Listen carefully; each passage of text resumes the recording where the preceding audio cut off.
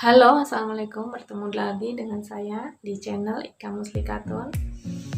Di video kali ini saya akan membagikan 4 hal sebelum pernikahan. Nah, tapi sebelumnya minta tolong ya di like, komen, dan subscribe video saya apabila membawa manfaat, kebaikan, dan berguna untuk kita semua. Oke, nah yang pertama saya akan memberikan info 4 hal itu apa saja sih. Yang pertama adalah agama. Fondasi agama itu penting, guys. Nah, untuk kalangan milenial apalagi ya, agama itu jangan dikesampingkan. Agama itu fondasi.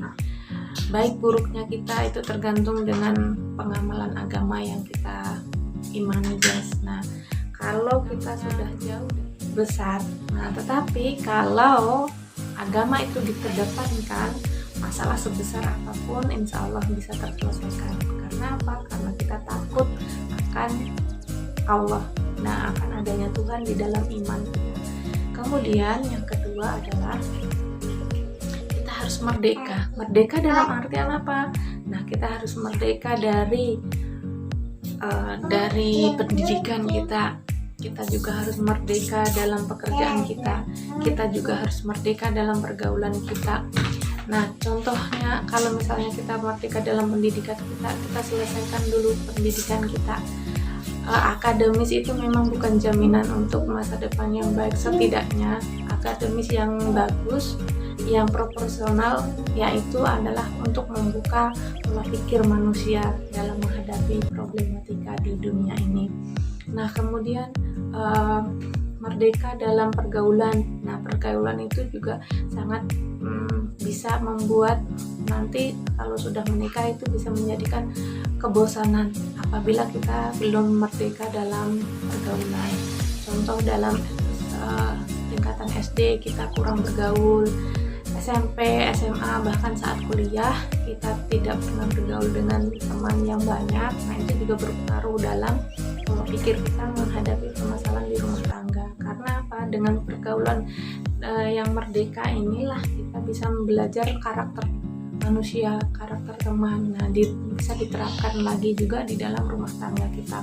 Insya Allah di rumah tangga kita kan kita inginnya dianugerahi anak ya. Nah, dan anak ini juga karakternya berbeda-beda. Nah, tergantung dari kesiapan kita berdua gitu ya, antara suami dan si istri tentunya. Kemudian merdeka dalam mental. Nah, kita juga harus bebas dari tekanan-tekanan. Nah, kita tidak bisa menikah karena dijodohkan tetapi dalam hati tidak suka. Nah, itu tidak bisa juga. Nah, jadi kita kesiapan mental itu harus penting karena mental kita ini nanti yang bisa menopang tubuh kita dalam menjalankan aktivitas peranan di dalam rumah tangga.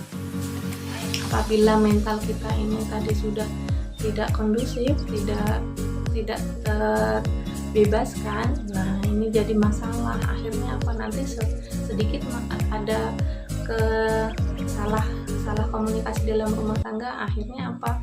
Larinya menyalahkan si ini, nyalahkan si itu, dan lain sebagainya.